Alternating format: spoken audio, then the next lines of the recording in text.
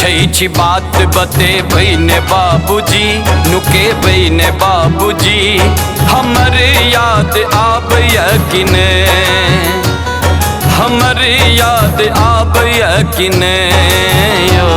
सच सच पूछै छी बात बतेबै ने बाबूजी, नुके ने बाबूजी, हमर याद आबैया कि ने, हमर याद आबैया कि ने यो।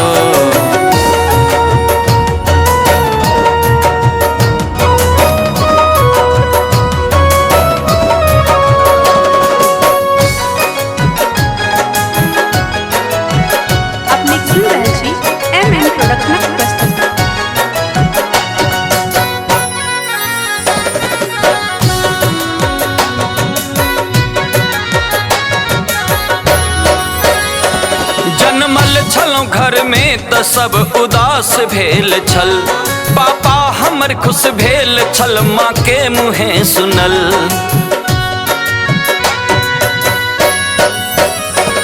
कतौ सँ आबी हमर नाम ठोर छल चढ़ल, लका हमर ओ नाम हमरा प्यार में डूबल। अब हम नहीं छी त ककरा बजाबै छी बाबूजी, कनाबै छी बाबूजी, हमर याद आबैया कि ने, हमर याद आबैया कि ने यो।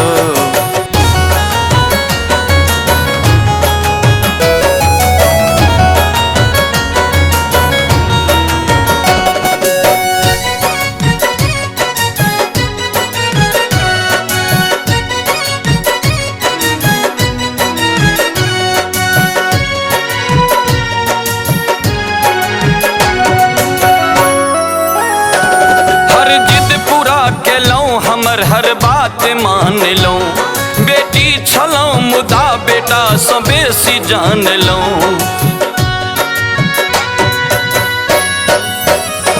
घर में होली दिवाली छठ पबनी मनेलौं, सैंडिल एलै नया हमर फराक मंगेलौं।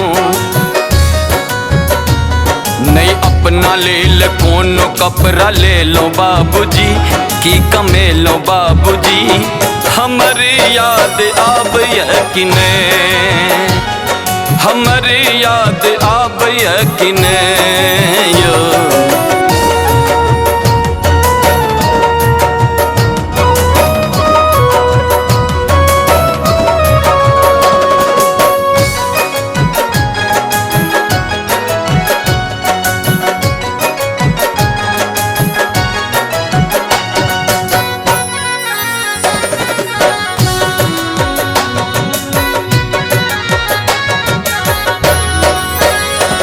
जिंदगी पूरा खर्चा आ कमाई में लगा दिलों, दादी बीमार छल त दवाई में लगा दिलों।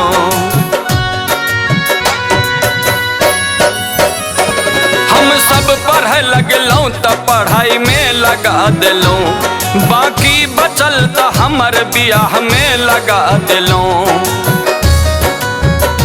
अब ककरा लेल एतेक कमाई छियो बाबूजी, बचाबै छी बाबूजी, हमर याद आबैया कि ने, हमर याद आबैया कि ने यो।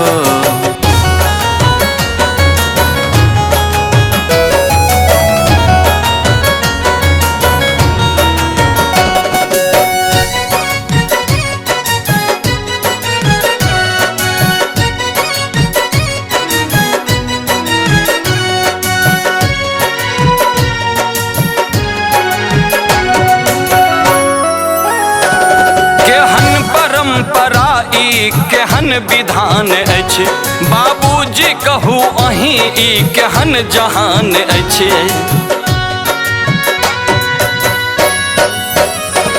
आधा एत आधा ओते जिंदगी ए अधूरा, नैहर ने पूर्ण भेल ने सासुर हमर पूरा। कियहूँ के प्यार हमरा लेल अधूरा बाबूजी, नहीं पूरा बाबूजी, हमर याद आबैया कि ने। हमर याद आबय कि नै यौ।